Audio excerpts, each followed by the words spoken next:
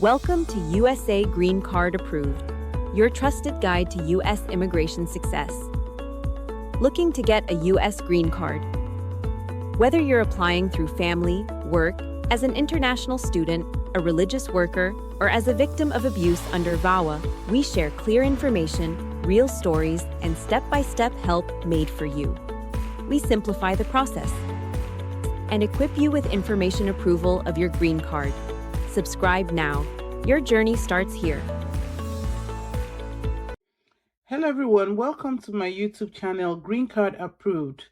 Are you thinking of the fastest track to your green card as a professional or international student? The EB-1A might be a right pathway for you. We used it for a client, and within about 7 months plus, we were able to get him into the U.S. green card permanent residency. Welcome to my channel, Green Card Approved, a channel that provides immigration information for your transformation. My name is Gertrude Onuoha, and I am an immigration attorney. I'm licensed to practice law in the state of New York, and we service clients all over the United States. Today, I'm going to be talking to you about the EB-1A green card pathway. This green card pathway is a fantastic pathway for persons who have extraordinary ability in the area of arts, science, education, IT, engineering, and almost any field. In order to establish that you are a person with extraordinary ability, you have to prove it by showing that you have a one-time internationally recognized award. The whole purpose of the EB-1A is to give green cards to individuals who are high achievers, who are extraordinary. They are at the top of their field. They are people who are considered to be those small percentage of people at the very top and echelon of any field of endeavor. The good thing about the EB-1A is that you do not need a job offer, you do not need a degree, you do not need any kind of sponsorship. Now, I'm going to give you a very generalistic overview of this green card pathway. In order to establish eligibility, you have to show 3 things. Number 1, you have to show that you are extraordinary. You have to show that you have intention to continue with your extraordinary ability here in the United States, and you have to show that your work will substantially benefit the United States. Now you have to put this application together, and once the application is approved, you can then proceed to file your green card application, and if that is also approved, you would get your U.S. permanent resident status. Now, if while submitting your EB-1A application, you receive what is called a request for evidence, everything will be paused until you respond to that request for additional evidence. Once the EB-1A application is approved, you go ahead to file for the green card application. You can also do it concurrently. Both applications can be done concurrently. However, the disadvantage is that if the EB-1A fails, everything would be denied. Also, you also have the option of accelerating the process of the EB-1A application by filing for what is referred to as premium processing application.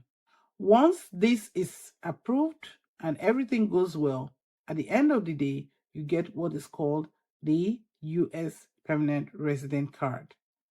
In my next video, I'm going to go in depth as to what you need to show when it comes to proving extraordinary ability. I'm going to be talking to you about something very, very important with regards to the EB-1A green card pathway. You do not want to miss this information if you are considering this pathway, and make sure you listen to everything that I have to say today.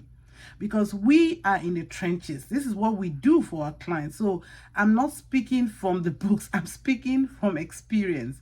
Today I'm going to be talking about the evidence that's needed for your EB-1A application. Guys, EB-1A application, as we stated in the time past, is for extraordinary people, persons who are shown that they are extraordinary in the field of science, in the field of arts, in the field of athletics, in education. Guys, you are showing that you are a top achiever. You are the creme de la creme of your profession. You are the high flyer. You are the 1% in your field. You are indeed at the top of your field. But guys, you're not going to say it just the way I'm saying it, right? You're not going to just say, oh, I am at the top of my field. No, they don't know you. They're probably never going to even interview you.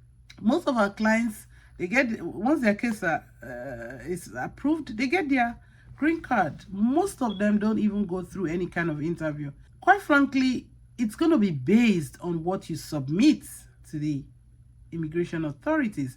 And that's why today I'm going to go over the evidence that's needed. Guys, evidence is proof of whatever you say, because guess what?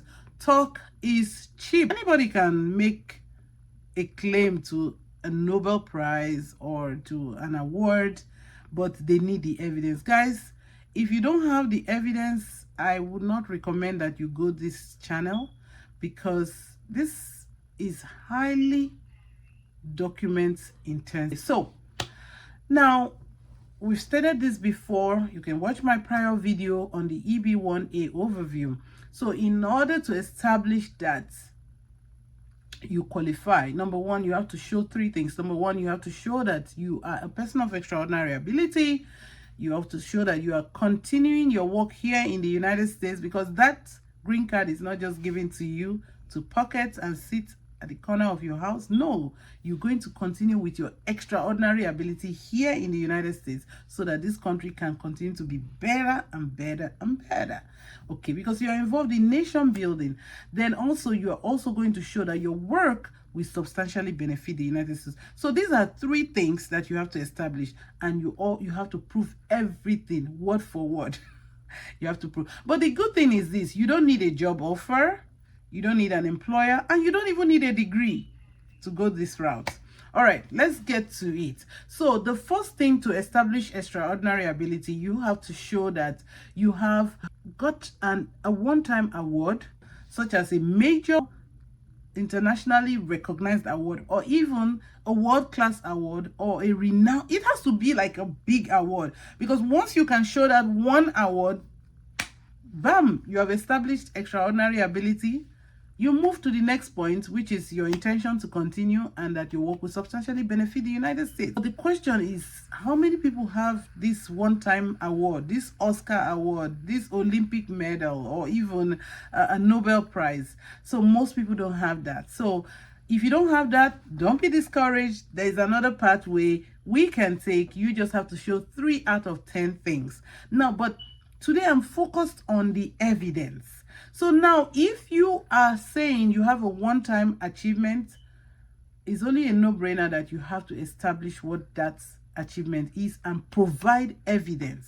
So if you say you have a Nobel Prize, you definitely want to show whatever was given to you: a certificate, a plaque, a letter, photos, whatever it is, you want to show it. If you say, okay, you got an Olympic medal, you want to take a picture of that medal, you want to show yourself participating, if you have photos, if you have letters of congratulations, any evidence you have to prove the points. And sometimes you might use one or more evidence, but at the end of the day, you are responsible for providing your evidence. It's your case. The burden of proof is on the applicant. That is what the law is. The burden of proof is on the applicant to prove their case. The government does not have any responsibility to help you here. Your responsibility is to prove your case. And the thing I love about these things is that you can really get creative. You can really think, and this is what we do as lawyers. Sometimes we have clients come to us and they are really like feeling frustrated. They don't know what to do again or how to prove something. We sit down with them. like we just kind of brainstorm with them. Okay, what about a letter? Do you have any letter congratulating you? Did you get an email? Did you take photographs? You know, some of these things when put together can really make a strong case. Now, if you are going to use 3 out of the 10 criteria, so I'm going to really run through this criteria and then we'll take them one by one. So you can show that you have received a lesser national award for excellence, membership in professional association that requires outstanding achievement of their members, published materials about you in a professional or major trade publication, participation as a judge of other people's work, original contribution of major significance, authorship of scholarly articles in a professional journal, work being displayed in an artistic exhibition, performing a leading or critical role in a distinguished organization, commanding high income or remuneration compared to others in the field, commercial success in the performing arts. So these are all you need to show is 3 out of 10. Now, even though they say 3 out of 10, guys, if you can, I recommend that you give it your best shot. So if you have 7, go for it. This is because just because you are saying it does not mean they're going to agree with you. They have a way of also arguing with you and saying, no, we don't agree with you on this, we don't agree with you on that. So by the time they destabilize or they knock down maybe 2 or 3, if you still have 3 standing, that would be nice. But if you have only 3, if they knock down 1, you are destabilized. So you want to really give it your best shot. Now, let's talk about evidence. So, receipt of lesser national or internationally recognized prizes or awards for excellence. So for that one, I definitely would say that you should show the award. That's a no-brainer. You want to first of all show the award. They also like to see the criteria for that award. They definitely like to see the criteria. They want to know the criteria. How many people, considered for that award? Of course, the more people that were considered, the more prestigious it is, right? So you want to show that the award is also for excellence, not just any award, okay? So if you are getting 10-year award in your business or on your job, that's not what we're looking for. Remember, this is all about being at the top of the field. So it's an award for excellence. Of course, you want to show the award certificate or plaque. You want to show if there's a press release, it was talked about in the news. You also want to show the criteria for the award and the selection process. Now, to do that, you have to, most of these awards are online. So go to the website and they probably have their selection process online. And also sometimes you also want to show that selection process might even tell you that out of 1,000 applicants, you are one of the top 30 that were selected. Okay, so sometimes the letter itself will tell you how competitive that award was, and then you want to take that letter and the criteria and the award and everything and present it.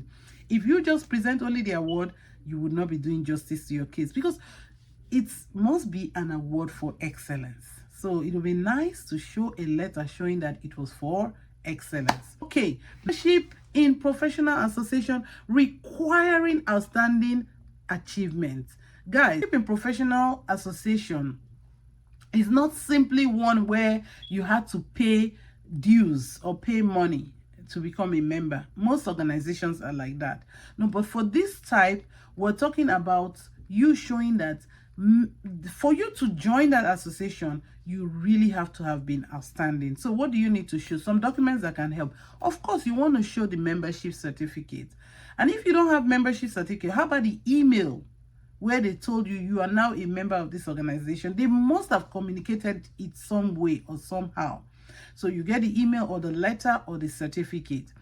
Also, you want to show the bylaws or the membership criteria for the organization, okay? If they say you have to do an exam to be a member, you want to show USCIS that I didn't just become a member by paying, right? I became a member because I took an exam and I passed. So you want a letter from the organization confirming how membership was granted. Very important. Also, you want proof that that association is prestigious. Do you understand? So these are some things that will really, really help you in proving your case. Now, published criteria number 3, published material about you. So if you're going to use this, you're saying that there's been media coverage discussing your work. Please don't get it wrong. Not just the work of your employer, okay? This gets complicated where you have worked for an employer and that work is being talked about and your name is not mentioned. It really gets difficult because, to be honest, the only way that you can get credit for this is to show that you were part of the team. Your name was mentioned. So if your name is not mentioned and the project was mentioned in the news, you really have to find a way of linking yourself to this. So one way you could do it is for your employer to really write a letter saying that indeed they reported this discovery. Let's just say maybe you are a geologist and they discovered hydrocarbons and you were part of the people who actually helped in the discovery of the hydrocarbons. So, but that discovery was reported for the company, not you. So in that case, your company can link you up by saying, yes, this was reported in the news, but Mrs. John or Mr. John was the lead geologist for the project. That way they can link you up. Guys, you have to be creative. Whether USCIS will accept it or not is another thing, but you just have to be creative. You just have to be linked to the project, because if the reports or the media coverage does not mention your name, it gets very complicated. Okay, you might not be able to use that evidence. That's just what I'm saying, except you link yourself. So if it's about you and about your work, of course, you want to show full copies of the published articles. You want to show name of the publication and the circulation numbers, because of course it's a major news media. Okay, so you want to show how the wide circulation of that publication. And then if it's in another language, please translate to English. Make sure that you're being talked about in that coverage. And if it's an interview, you want to bring out the transcript. Now, if the coverage is on TV or on YouTube, not something that's just in writing, you want to get the transcript. Okay, you make it easy for USCIS to approve your case. I believe that they want to approve these cases, but they need the evidence. They just cannot approve without the evidence. Okay, let's get to number 4. You have judged the work of others. You have judged the work of others, either as a reviewer in a peer review journal, or you've worked in a panel or professional competition. So you definitely want to show the invitation to become part of the panel, okay? Or the letter requesting you to review somebody's work. It's a no-brainer. You have to show that letter, right? Then you also have to show that you actually reviewed the work. Because some people get the invitation, but that does not mean they actually did it, okay? So you want to show the invitation letter. You want to show copies of the review, thank you notes at the end of the review. And you want to show that the organization that called you is a prestigious organization. And you want to also describe the process, okay? The judging process. You want to show what you did, how you came to your conclusion. I think for me, the most important thing is that you want to show that you were invited to do the work and you actually did the work. And for some persons, they get certificate, they get thank you notes. So you want to bring that certificate, you want to bring out that email where they were thanking you. Guys, if you have ever done something like this, make sure that you are acknowledged by email or in writing, because that's one strong way of showing that you actually did the work. Contribution of major significance, number 5.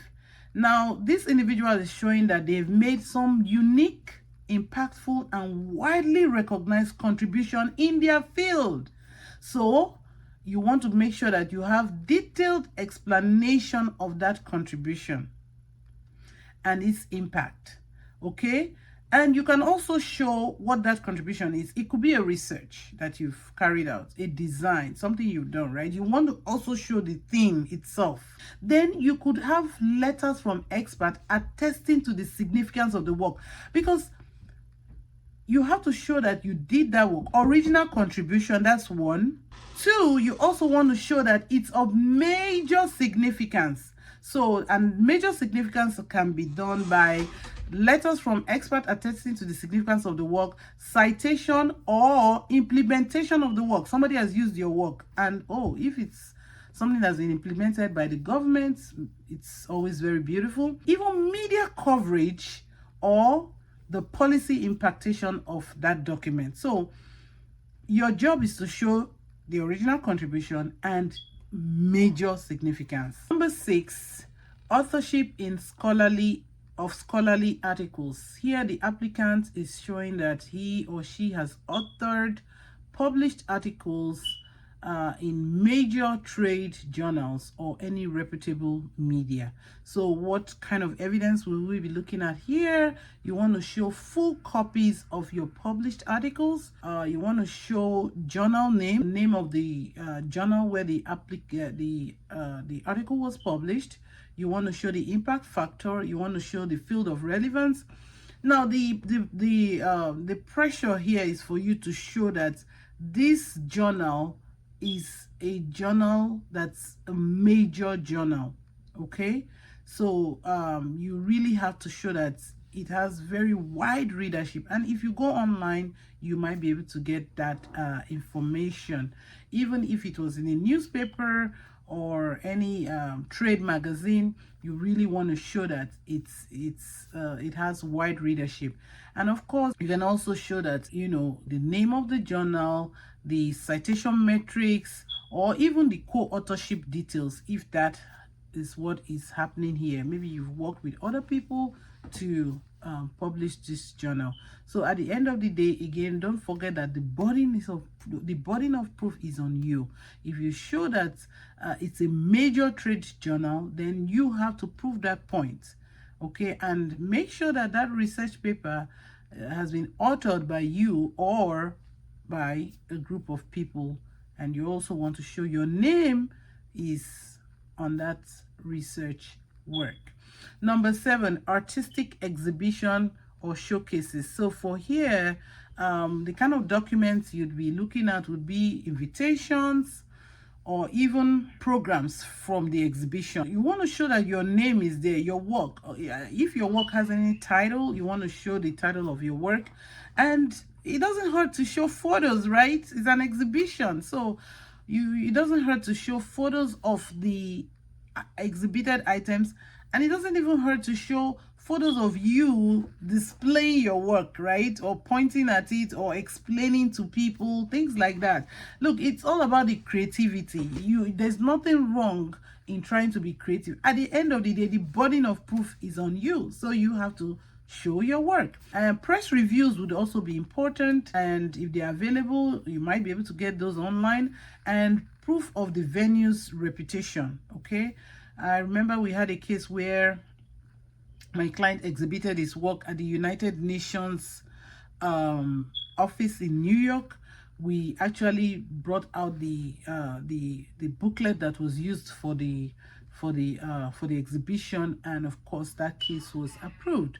So you need, the more you can show, the better. But of course you want qualitative evidence, not just any evidence. Okay, all right, now let's go to number 8, leading or critical role for a distinguished organization. So the word is leading or critical. So leading is different. Okay, if your role is leading, it means that you are really holding a top-notch position. And the way you can even show that, simple things like maybe them calling you senior, professor, or head of this or head of that. Like even your engagement letter would most likely have those words showing that your role is actually leading. So, but I'm just saying that you can show leading or critical. Critical has to do with the intensity, how important the work was. Okay, you may not have been the top-notch leader, but you may have been part of the team. At the end of the day, you could show one or both, and then you also have to show that it's a distinguished organization. Now,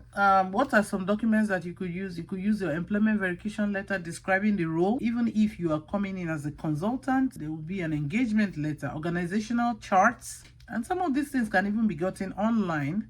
Letters from executives highlighting your impact, and project outcomes or contributions tied to the applicant's effort. Then when it comes to distinguished organization, you might be able to get information about many organizations online, how distinguished they are. So Yeah, you should be able to get that online, or any document from the company showing the company history and how distinguished the organization is, or even an expert letter from an independent expert could also be helpful. Number 9, high salary or remuneration compared to others. So guys, don't forget, compared to others.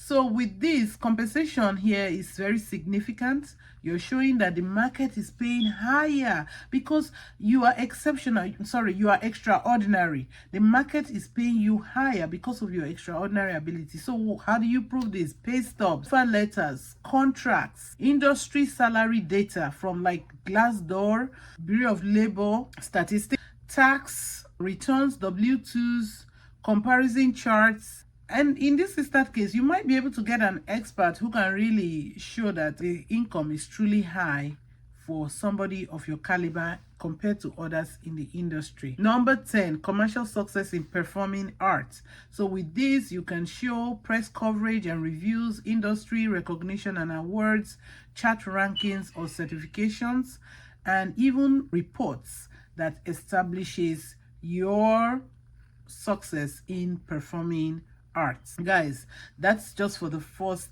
leg of it. Now, don't forget that you still have to do your final merits determination. Now, that final merits determination is a time when you actually bring all together your evidence together and sort of marinate all the evidence to prove in the entirety of the case that indeed this individual has high level of expertise and is among the top players in his field, the top 1%, and the way I like to say it, the creme de la creme of his field. So in that instant case, you are actually evaluating the evidence that has been submitted. Guys, you have to do that merit determination. The merit determination is very, very important. Now, after doing the merit determination, then you proceed to show that this individual is actually coming to the United States to continue in his field of expertise. And that can be shown through your future plan, what you plan to do. I think some areas that has really been areas of difficulty would be where somebody is coming in to do a different work from the area of his expertise. That could be problematic. So you really want to show that you are coming in to continue with the area that you've talked about, the area of your expertise. And that underscores the importance of showing your proposed endeavor, guys, the proposed endeavor. You need to know the problem that you are coming to solve here in the United States. Okay, don't just say, maybe I'm a medical doctor, right? You want to show that, okay, maybe I'm a medical doctor focusing on curing maybe breast cancer, right? So you want to really show your area of work.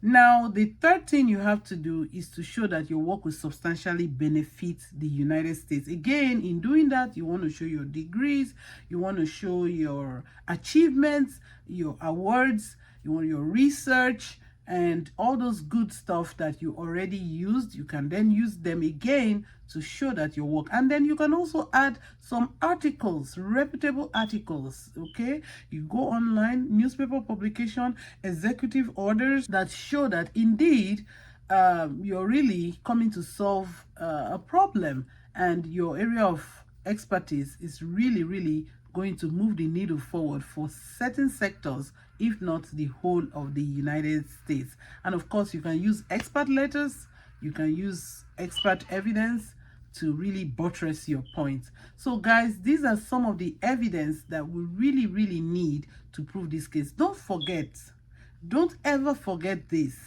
that the burden of proof is on you, not on the government. Even if they know that cancer is a problem and breast cancer needs to be solved, the problem of cancer needs to be solved, right? The burden of proof is not on them. The burden of proof is on you, because you are the expert who is saying that you are extraordinary. You are the one claiming to be at the top of your field. You are the one claiming to be a high achiever. You are the one claiming that you're going to continue working, maybe, for example, as the medical doctor who will be solving the problem of cancer problem here in the United States. You are the one that is showing that your work will substantially help the United States. You are the one making all those claims, right? So the burden of proof is on you. And if you don't discharge that burden, if you don't provide evidence, right, to prove that point, then you would get what is called an RFE, which is a request for evidence. And if after you get that request for evidence, you still cannot prove your point, most likely your case will be denied. Guys, if you have any question or you are confused, feel free to go to my website, schedule a consultation, go-attorney.com. We will be able to sit down with you. We'll be able to analyze your evidence. We'll be able to tell you if you indeed qualify for this process. Thank you very much for listening. If you have any question, feel free to reach out. And if you think you are confused about any of the requirements, feel free to make a comment, ask a question. I promise you I will answer your questions. Until we meet again, make sure you subscribe and have a wonderful rest of your day.